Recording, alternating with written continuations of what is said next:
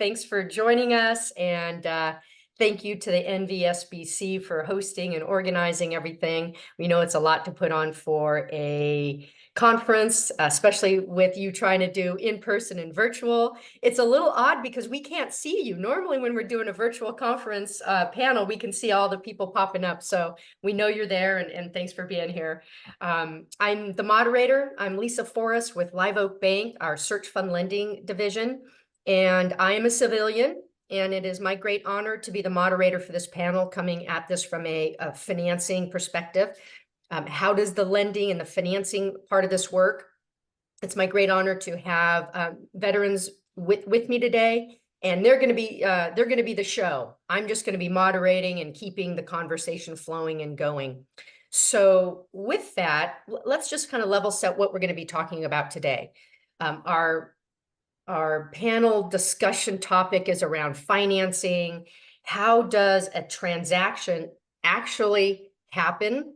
We're actually going to keep this conversation kind of more high level and more about some of the thoughts from our panelists on the path from veteran to civilian and this whole idea of entrepreneurship through acquisition. We're going to keep this really high level. So if you thought we were going to be throwing a bunch of facts and figures, debt service and cash flows at you, we're going to talk about them, but we're not actually going to talk about a lot of the structuring today. We're going to speak to where to find those kinds of resources as part of our discussion, but we just really wanted to paint a picture for you about sort of the path to possible, especially since I know in our audience we have varying levels of kind of awareness, if you will. Some on this panel joining are going to have a really strong sense of entrepreneurship through acquisition, and some are joining just with the idea of what the heck is this. So we're going to try to pair our comments to reach and resonate with both parts of that kind of idea. So with me today, we have Donald Gourley, Brendan Duebner, and Jordan Carter. And I'm going to go ahead and turn the panel over to our guests. I thought we would start with, what are you doing? What are you doing today? And then circle back around, because I think it is really important for us to know what was your military career? Tell us about that, and maybe a little bit about what resonated with you on why you decided to join and serve in the first place. If we could just kind of touch on that a little bit, I think that background will help with our audience, because I think our audience is going to see a lot of themselves in you. And why don't we take it away? Don, why don't we start with you? What are you doing now? Your 2 cents on your military career, and what was it about it that sort of resonated with you to join and serve? Oh, John, you're on mute. Which is odd for you, Don, because you can talk, man. You are a talker. Thanks, Lisa. Hey, everybody. Greetings from Boston. So I'm the president and owner of a small company called Boston Tree Preservation. And I got this way after my time in the service by using the GI Bill to go to grad school, and then meeting somebody who had heard about searching for a business, and then starting down that path and ended up where I am today.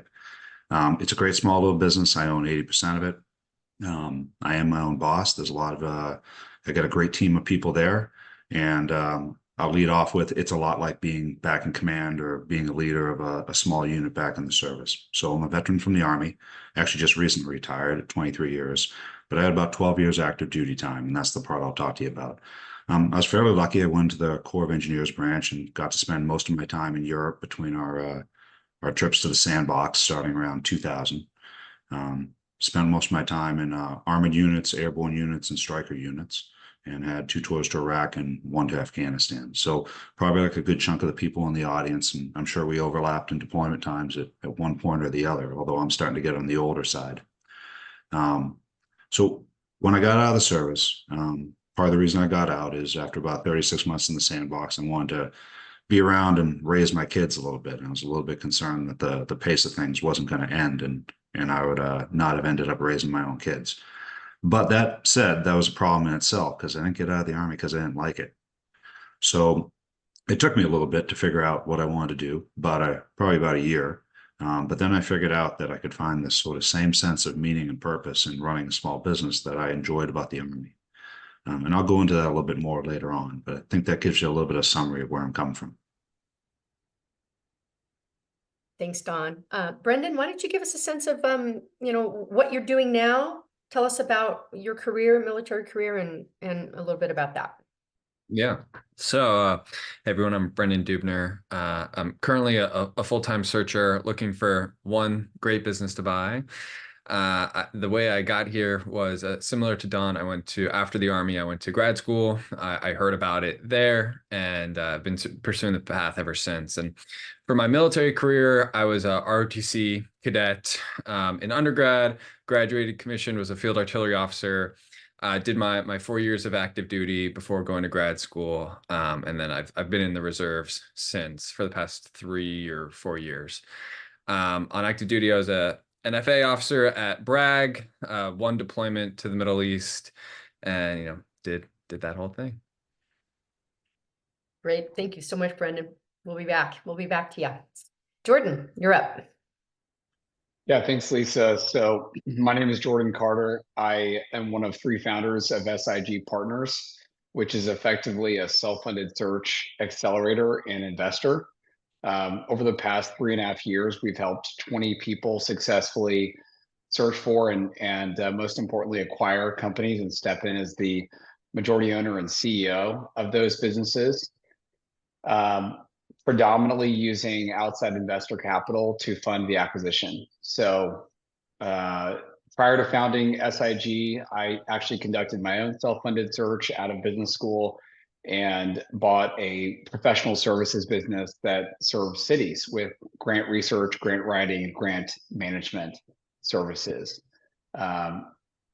So in that business, I raised over $1 million of equity from 20 individual investors. So lived that and then decided to help other people do the same thing. I'm doing both. Still have the company that I bought, and then also very passionate about supporting other entrepreneurs. My military career, I actually graduated from business school in 2016 and was selected for a direct commission officer program afterwards. So that's straight into the Navy Reserve. So I've been in that for a little over 6 years now. Great. Thank you so much, each of you. I really appreciate that. And I know our audience is really, I'm sure they're nodding heads and doing all that with that intro from you all. So thank you so much. So let's talk a little bit about what ETA is. And so for those of you, this will be new territory for some of you. You're gonna know exactly what I'm talking about. So we're here to talk about entrepreneurship through acquisition. And I know definitely for our transitioning veterans, the idea of entrepreneurship, there's a lot of times where you're thinking it has to be a startup. Well, I have to have a startup idea to be a business owner.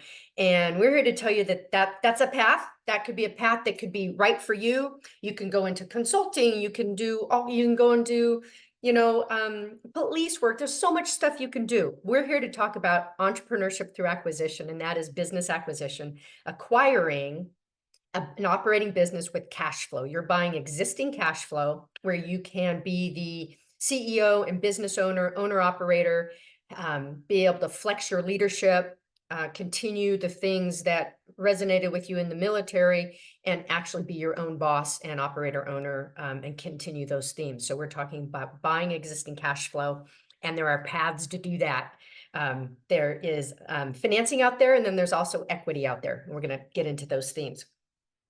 In sort of the formal ETA environment, there's usually 2 paths that are discussed, and that is the traditionally funded path, and that's where you have a co-investors, be like 10 or 12 co-investors that actually pay for you to search for a company.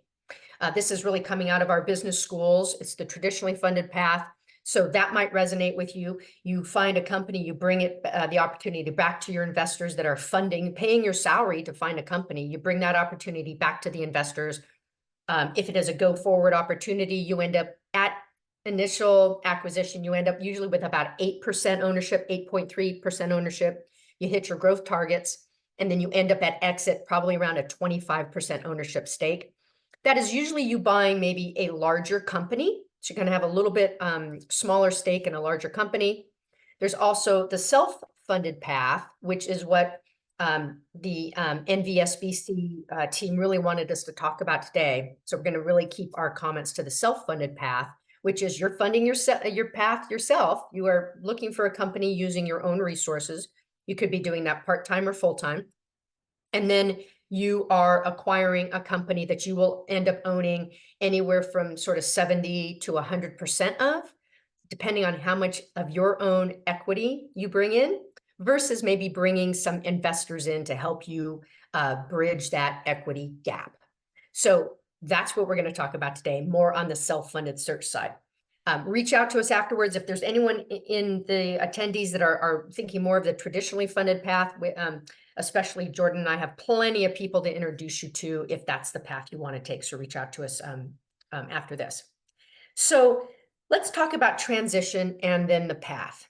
So Jordan, since you have searched, operated your own company that you're still operating, and now you're an investor, tell us what your transition to civilian life was like. How did you manage it? What was it sort of like for all of you? What was it like kind of handing in your active card and getting your military retirement card?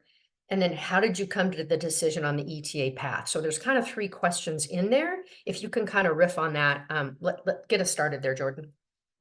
Yeah, I think Brendan and Don can talk more, tightly and directly to that question and in terms of transitioning, because my path is definitely a different one for sure. I've been very grateful for the opportunity to serve in the units I've been in, active drilling, but in the reserve status. So I did it actually after business school.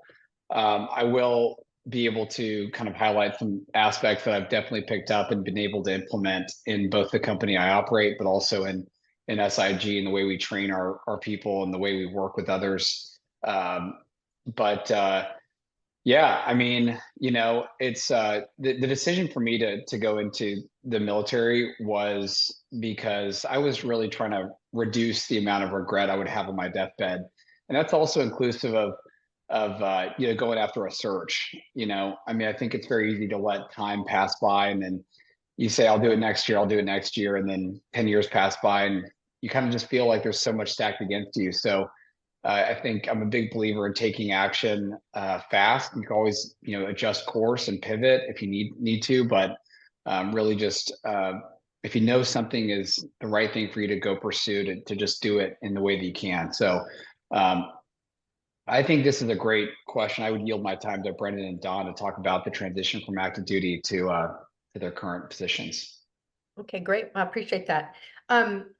Brendan, why don't we start with you on that question? You're a little bit more recent on the transition. No offense, Don. I mean, you and I are about the same age. I get it.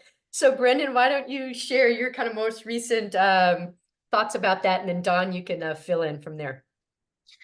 Yeah, well, everybody always talks about the transition out of the military, right? And how it's going to be a large event. And I think, like most vets, I kind of discounted, like, how hard could this be? How weird could this be? This is, I just got back from deployment. I'll figure this out. And it is a meaningful change. It really is. And I think for me, I thought the best way for me to transition would be to go to business school, which I think was a great path. I'm happy to talk to anybody if they're thinking about business school or going straight to the workforce. But it was a huge culture change. The culture in the military, especially at Bragg, I think, was one way, and then in the civilian world, it's just different. And there was little things, like in the military, when people say something, more often than not, they directly mean what they're saying, and sometimes in the civilian world, there's a little more nuance. So there was a period of adjustment, and I think something that really helped me is, all business schools have this, and all communities really have this, but having the Veterans Club to kind of check into and using it kind of like mama's house. Like you go there every now and then, get some cookies, and then you go back out, versus some people who just want to be steeped in that all the time.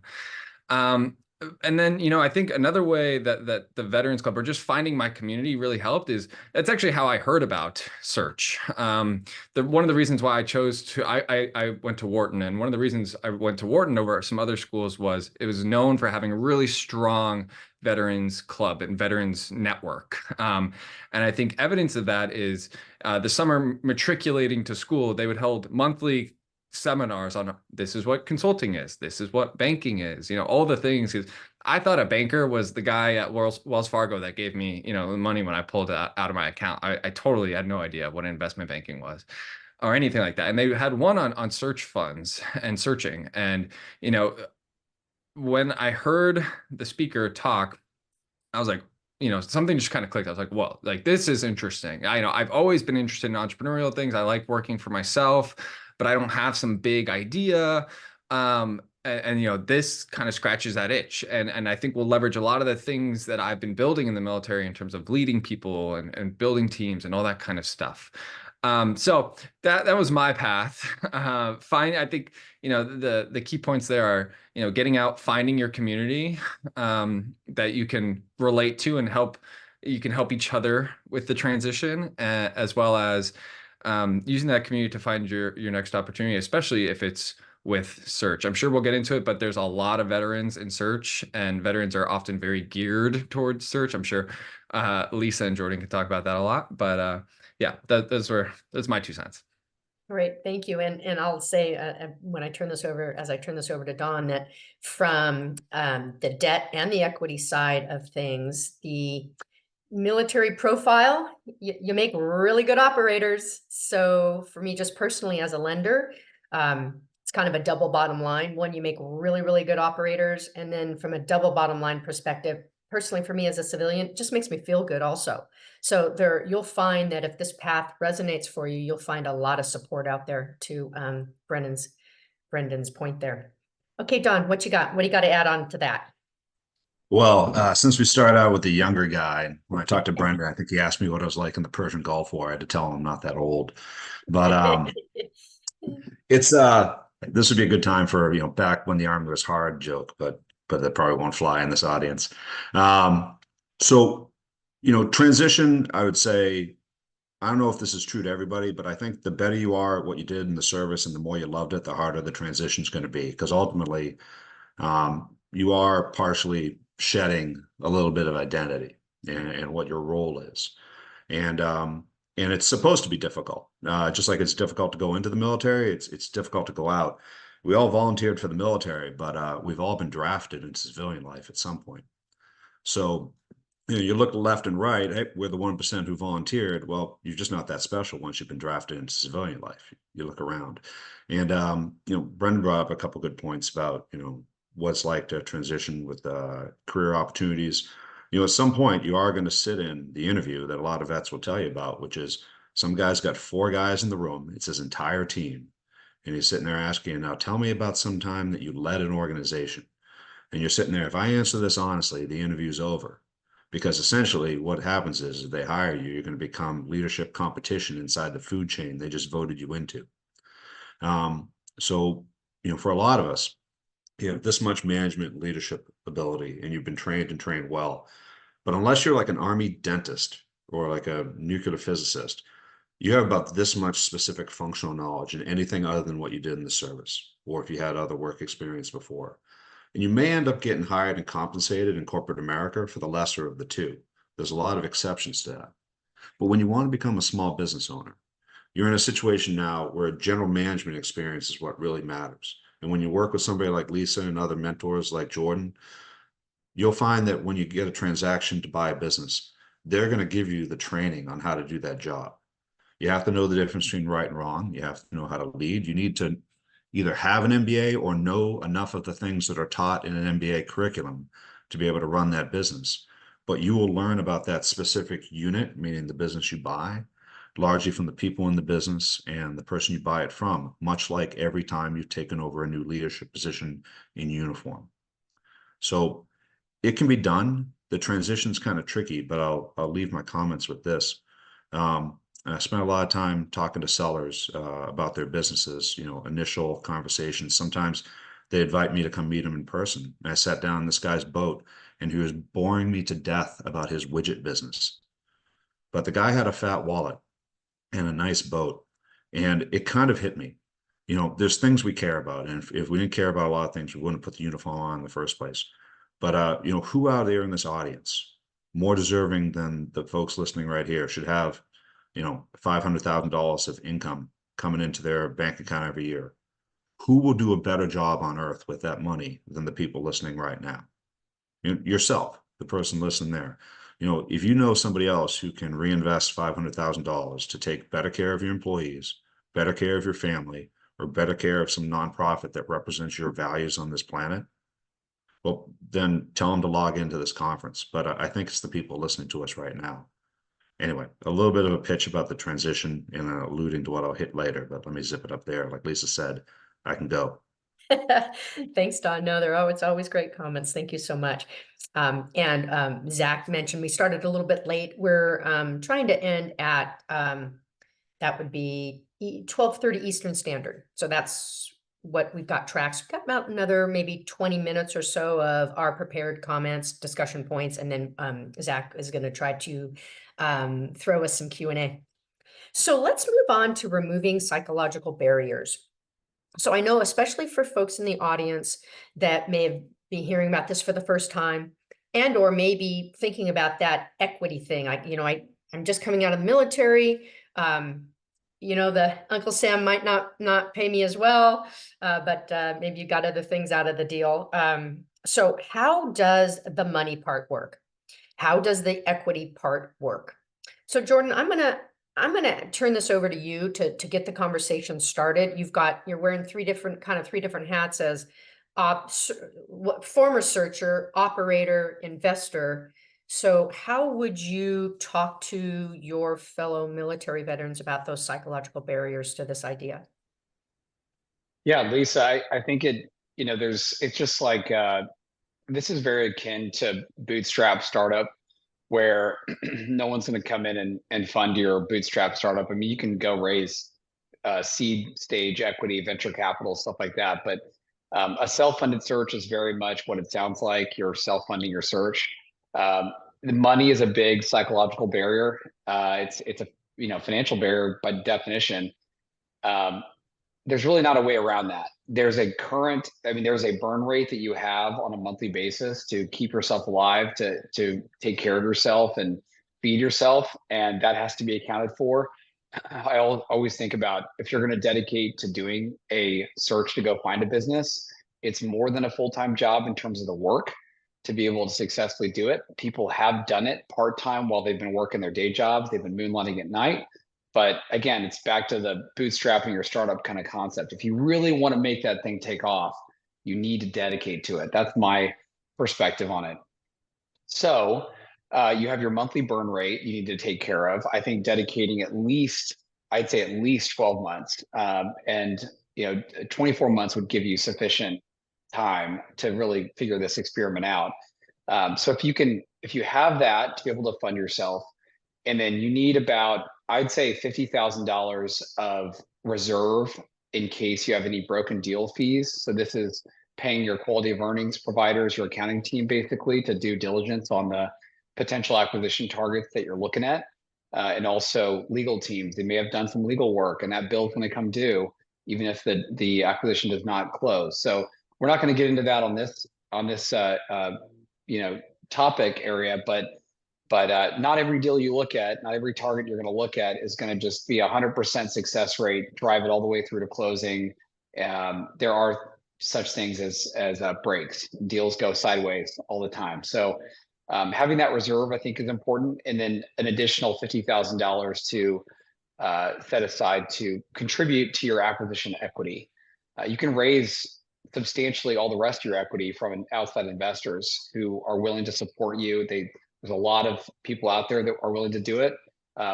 Myself, I will personally invest, and have done so with several veterans to help them bridge essentially $50,000 and turn it into 1.5 million of equity that, let's say, they need to fund their acquisition. But that's the money thing. That's really kind of hard and fast.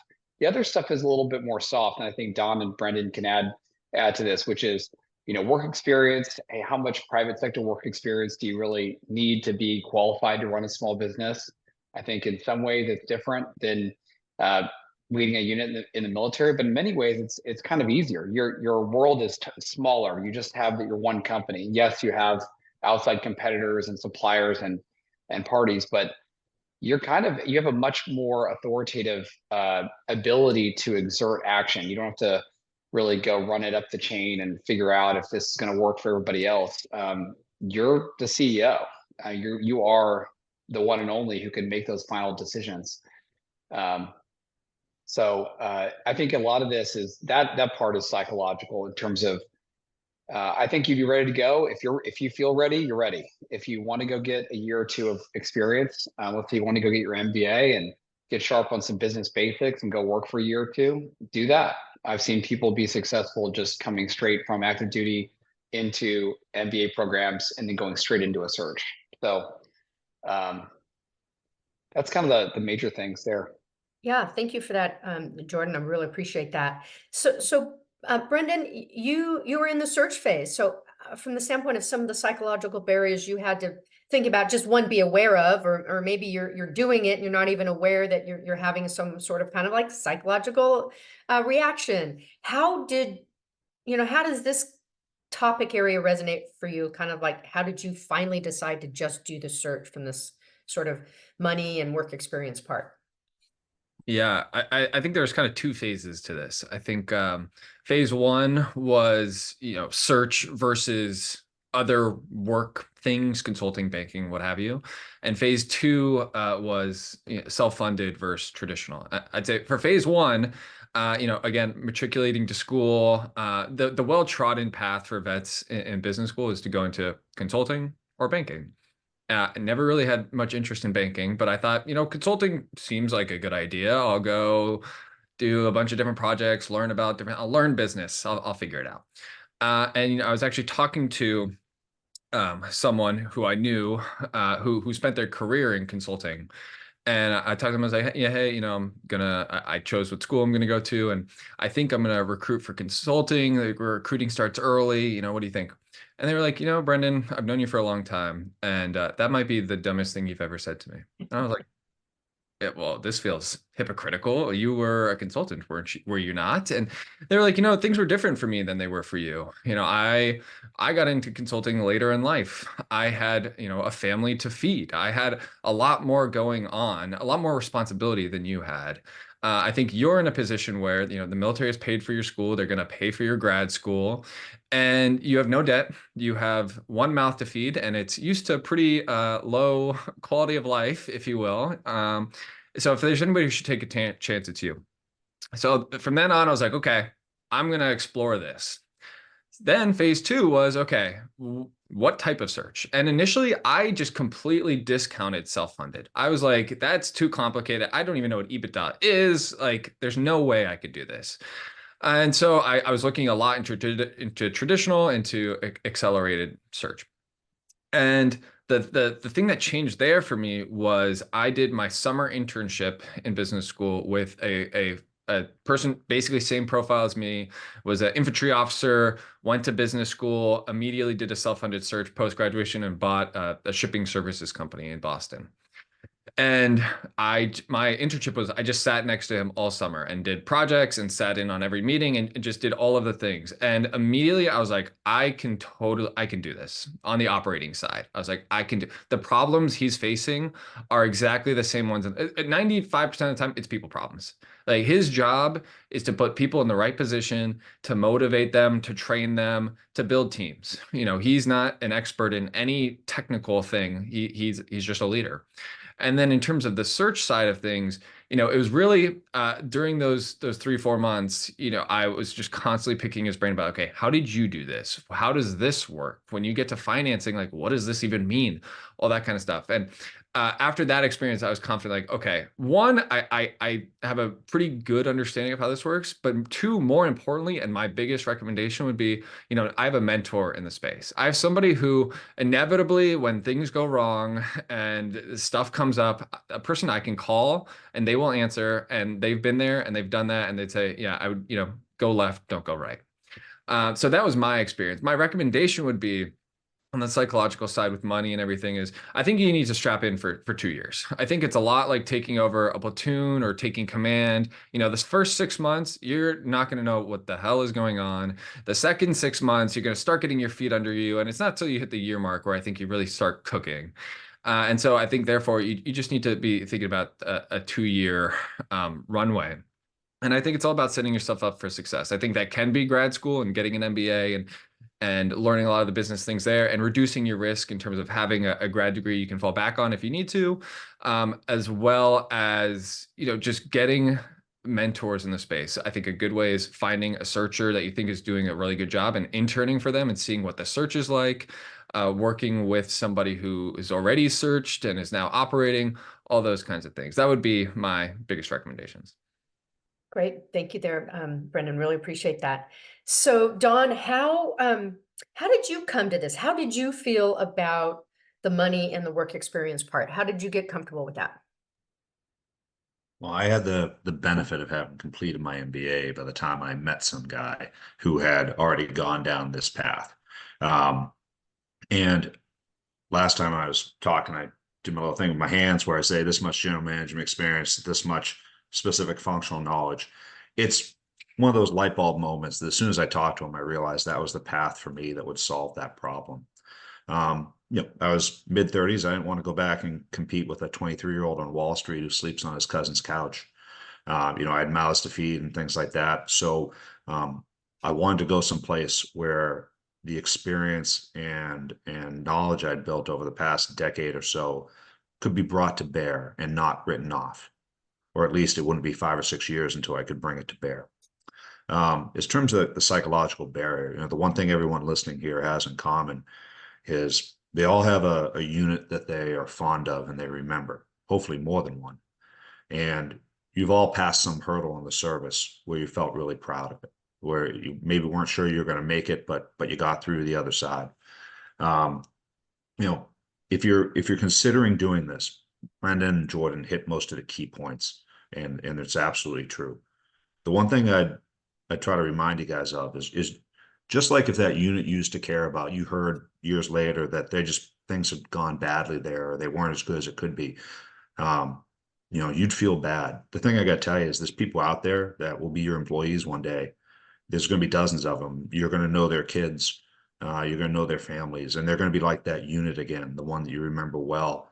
And right now they need you. They don't have a bad leader. They just probably have an older, tired leader who's not necessarily going to reinvest the cash back in the business the way that you're going to. And that's going to make their lives better when you show up.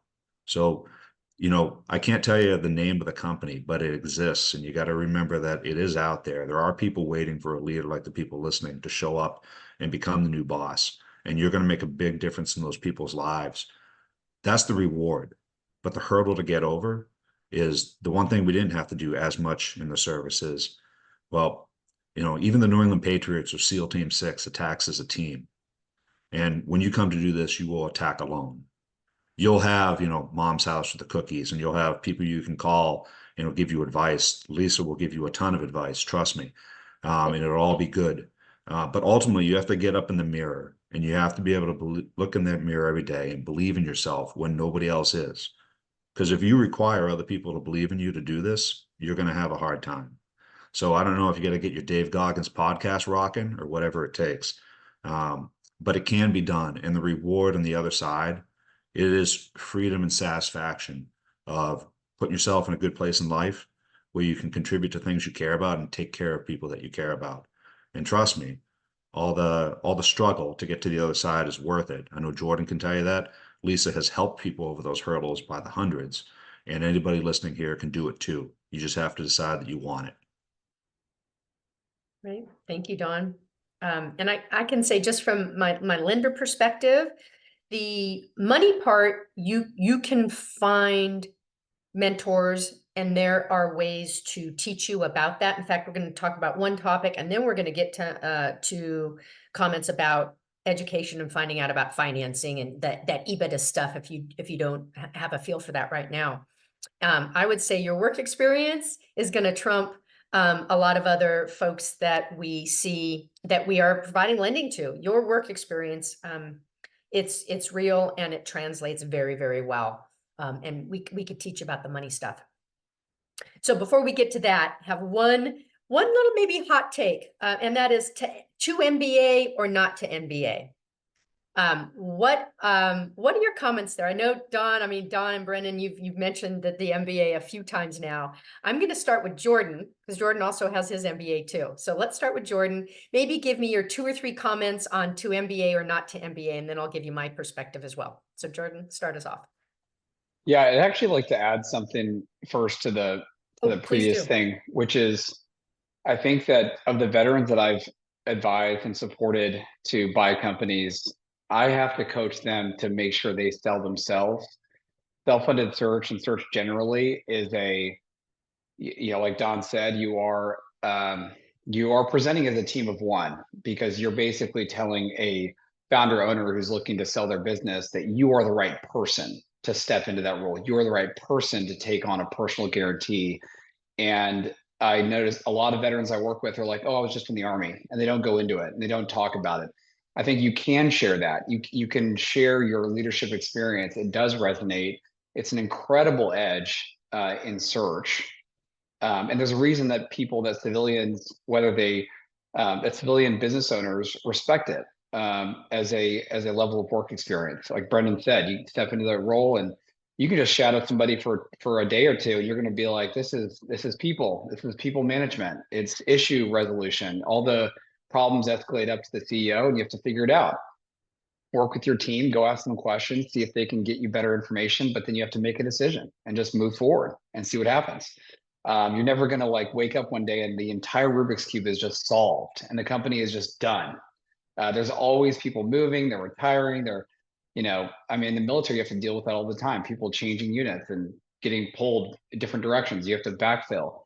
So, but making sure you sell yourself, I think, is a big deal, and not looking at that as a bad thing.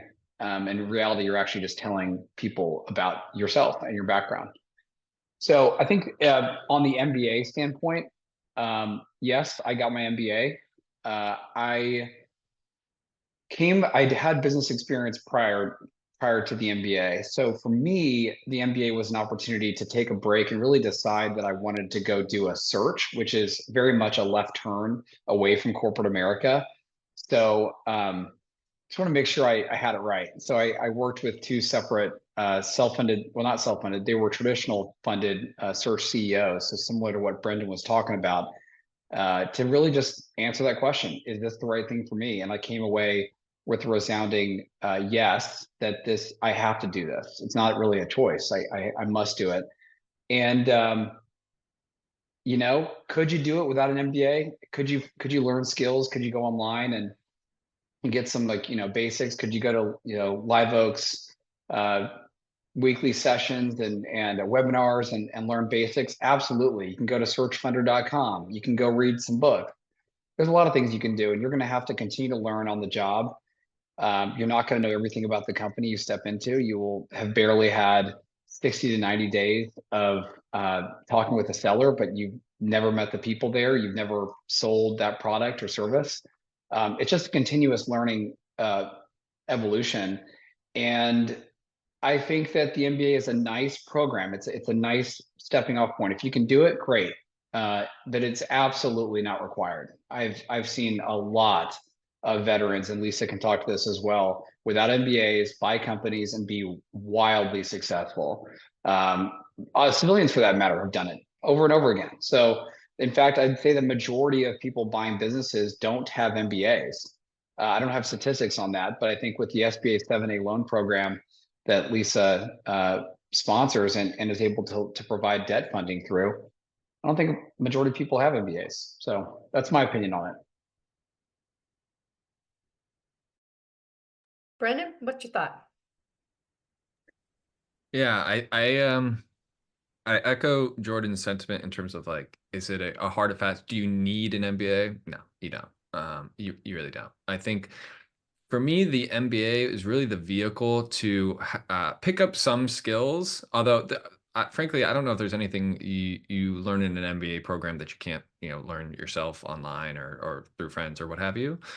But I think what it really is it buys you 2 years, 2 years to learn some skills, to test some hypotheses, to intern with people, to try things out.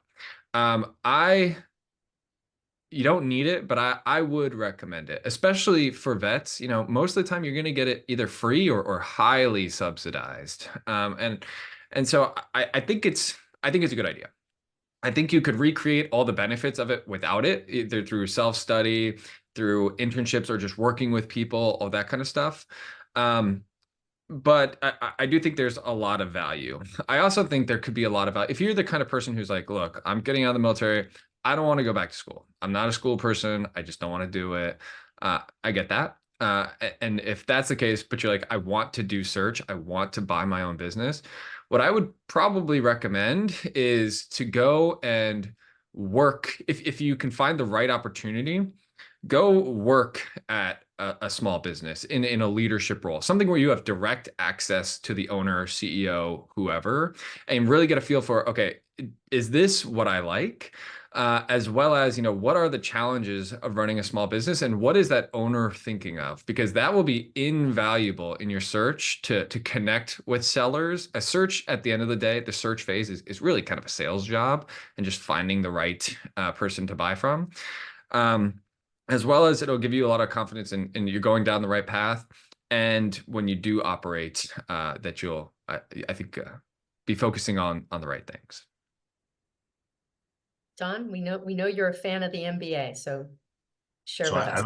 I don't think anything Brenda and Jordan said is wrong, but just for the benefit of the audience, I'm going to play devil's advocate and take the other standpoint here. So, everyone joined the military one way or the other, right? OCS, ROTC, Service Academy, basic training. You could put yourself through basic training if you want to. You can get a shovel and go out in the woods and figure it out. But chances are it's better when it's run by a drill sergeant. And here's the thing: you got to be able to shoot the rifle, whether you're taught yourself, whether you're Sergeant York, or you got taught at the BRM range. So especially if you're self-funded, you're going to put a personal guarantee on. And if not, you're going to be taking somebody else's money and a lot of it, and you have an obligation to them. There's going to be the people in your company that we talked about before, depending on you to get things right so that their job exists and they can take care of their family.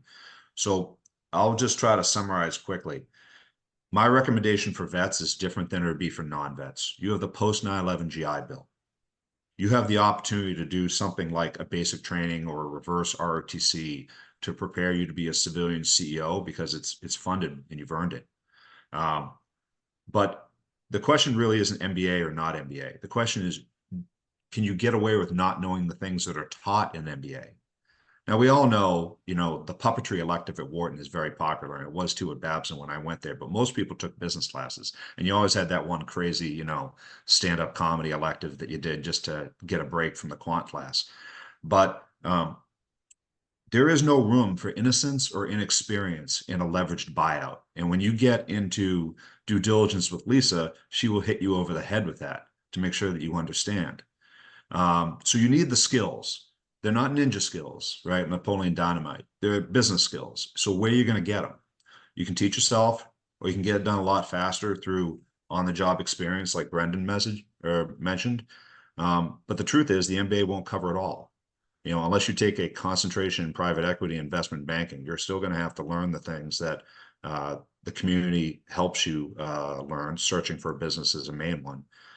But I would highly encourage anybody who can financially swing the MBA to do it, because it gives you time straight out of the service to zero your rifle and aim in life so that you hit what you want to hit. My 2 cents. Great. Thank you so much for everyone on their comments there. I'm sure the attendees are probably just got a lot to think about. And I'm going to, comment on Jordan, through the history, at least for SBA lending, most business acquisition acquirers don't have direct industry experience in the industry in which they're acquiring in. And before sort of self-funded search sort of had a name and sort of became a little fancier, over my career, most of my clients didn't come out with MBAs. They were coming to it with some amount of resume that translated really well into the company that they were acquiring. The idea of MBA, though, it's really compelling. A lot of our veterans do choose to get that MBA, but not all of them have it. And it's going to be very, very deal and very situational. So you've got 3 resources right here to talk more about. And I know that they would be really willing to talk with you. And I know Brendan especially talked about finding your fellow veterans. And I will just tell you from an observational perspective, it is a collaborative community. So make sure you are finding other veterans that have done this and or thinking about doing this. I think that's going to be your best bet. So we've got a couple of minutes just before we open it up to Q&A. And I just wanted to focus on, the resources that are available to educate the community about financing and finding equity and debt. If you had any advice for the community, in sort of a rapid fire, how would you go about, other than the MBA, which obviously has lots of merit, what resources are available and how do you go about finding them for equity and debt? Don, give me your 2 bullet points on how the audience can do that. I'd start with a basic primer. There's a Harvard Business Review book, Think Big, Buy Small, Buying a Small Business. Think of it as, if you're an Army guy, the 7-8 or a soldier's manual for how to do this. That's a primer. It's a quick read. It's well written. Get through it, and then you can move on to other resources we'll mention coming up. Brandon, what's your thought? Yeah, totally agree with Don. I also think the next step is maybe looking at there's a Stanford study on search funds just to get an idea of the macro picture and how things are looking. And then when you're starting to get more tactical, and just a plug for Lisa and Live Oak, when you're starting to get tactical about like, okay, how does the debt work? What is debt service coverage ratio? All that kind of stuff. Live Oak is by far the #1 lender and really is built a pretty good program around that. Jordan, what you got? Yeah, I'm a big proponent of tackling the space in front of you and then moving forward. And search is very much like that. You do not need to be an expert on everything when you start your search. You won't be when you come out of MBA. You won't be when you do multiple internships or stints with small business owners. You're not going to be a master of the acquisition process. Absolutely, Lisa is a great resource. There are lots of other people who can be great resources along the way. But, first order of business is to make sure you're presenting yourself in a way that properly reflects and sells yourself, and then get in front of sellers and start looking at companies. And then you're going to develop questions. You're going to need to ask people to help you understand what's going on there. And then you're going to get better every day. The focus should be on finding a business. I actually don't think really you should spend too much time trying to backfill things that should come later, and thinking about investors and debt. You should work alongside Lisa and her team to make sure when you're looking at a company that it actually is financeable. And you're going to learn a lot through that process, but you're going to get it under a letter of intent, and then you're going to say, okay, now what do I do? Right. And you're going to need to ask a lot of questions. That's just part of the process. You could spend years trying to build up acquisition reps and helping other people buy companies. I don't think that's necessary. I think you can do it yourself. You just need to be very open to speaking and taking on feedback from various others. There's tons of resources out there. Searchfunder.com is great. You can also just go in there and just it's a forum. So you can join that forum and you can Google search effectively or global search inside searchfunder.com and find various topics that people have posted and people openly respond to and lead to resources. Great, thank you for that. And just one plug, this is not a commercial but one of the things that we try to do to educate and coach and mentor for our self-funded searchers, we have a weekly office hours every Wednesday and Thursday. We talk about how the SBA works, and it's all about trying to coach you to have your own point of view. We're going to teach you a lot of stuff. You can join as often as you like. And my goal is for you to develop your own point of view and then find the fit out in the community with debt and equity. And then on Thursdays, we actually share a cash flow model with you and an executive summary template so that you have tools that are usually fairly helpful for you on your search. So if Zach, if you just wanted to share all of our emails. If anyone emails me for those weekly office hours, I'm happy to share them. So Zach, we're going to turn it over for Q&A. So if you can hear me, yes, Yeah. you can hear me. Okay. So tremendous storytelling there. Like I appreciate all the examples. Like I know we receive feedback all the time. If anybody has questions, please throw them in the chat. I have 4 so far. Some have been answered already. I mean, we had a lot of questions about resources, and I think you guys just crushed that. I know I learned a little bit more. So first question said, I thought I heard a keynote speaker earlier who spoke about considering pairing up with other veterans to buy a business. Can you speak about how that's received when veterans work together, like 2 or more, to find money to buy a business? So that's the first one. Any takers? Don? Okay. So, it's becoming more common, particularly in the funded searchers. And I know a bunch of guys who have done it, and there's big advantages. One guy could be working on the deal that you found, and the other guy keeps looking for other deals in case that one falls apart. Also, instead of looking in the mirror, you can stare into each other's eyes in the morning and encourage each other. So that's a big plus too. On the downside, maybe, your wife wants to move to Louisiana and his wife doesn't, or her husband, or whatever it may be. And you do have to split the equity up between the 2 years. So there's a couple schools of thought, right? If you want company, get a dog. If your partner has some ability you don't have, you can put out a job advertisement on Indeed to hire for that role once you buy the company and you own it yourself. On the other hand, maybe it's some guy that you deployed with and you got through that together and you're going to get through this together. So it's really an individual thing. The one thing I wouldn't do it for, though, is don't do it because you're afraid to search by yourself. A partner should not be a safety blanket. It should add to, not paper over, your own abilities. No, that's really impactful. I mean, Jordan, Brendan, Lisa, any compliments to Don, or happy to jump to others? I'm just saying it's a partnered search is very popular and it can work really, really well.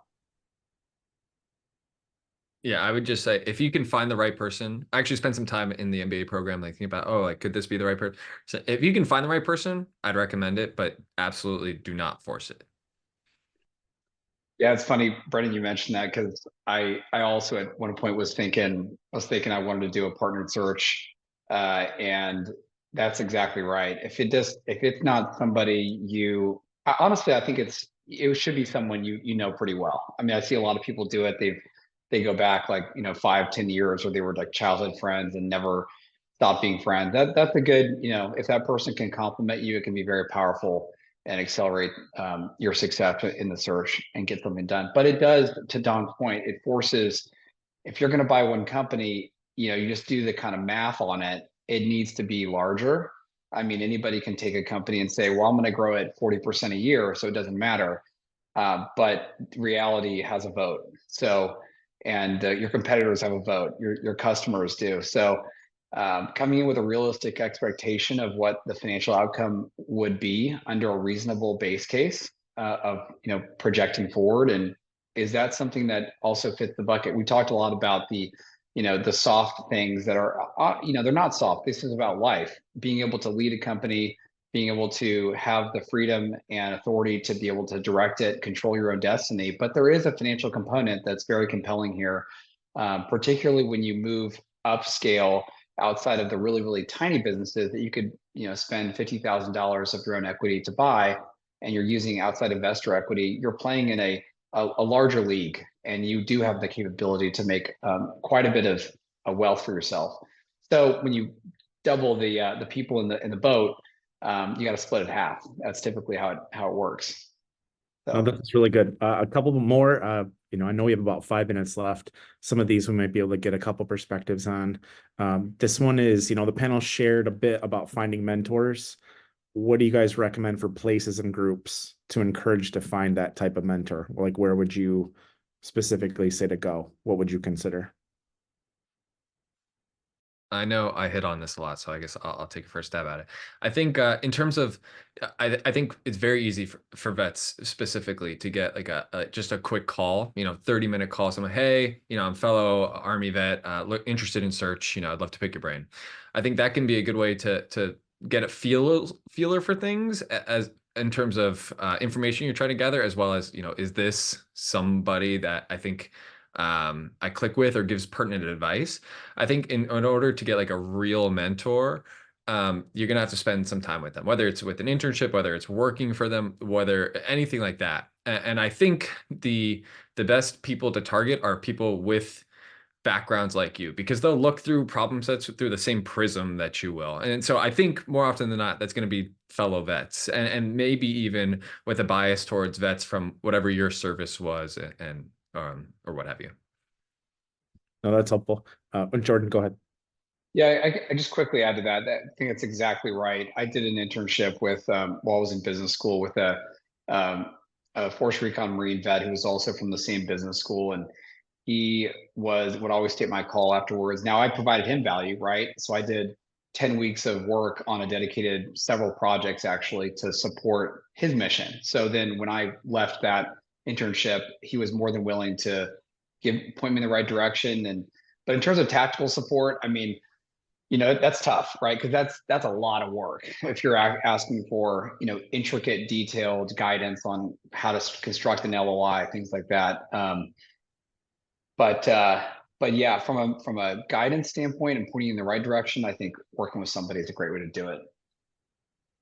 Okay, try to get two more in here. Said I've heard that there are more veteran buyers than veteran sellers. Is that true? How would something like that impact my search? I gotta say, I haven't actually seen that. I mean, just demographically, that one's a hard one to swallow, just, knowing the numbers, but it could be someone's experience. It's pretty easy to look up sometimes and find out if a seller is a vet. And sometimes when you find one, it's like the whole community fires for effect on that guy right off the bat. And he gets, 10,000 emails going, hey, we were together in Georgia. How about you sell me your business? And people numb out on that stuff after a while. I think where the big advantage is when I've never had anyone ever ask me if I've led anything before. So you're kind of above the line of super credibility. So for whatever it's worth, I haven't seen that to be a problem. Most people are pretty comfortable with the idea of selling a business to somebody who's been through a couple wickets in life already. Oh, that's helpful. You Okay. do not need to buy a company from a vet.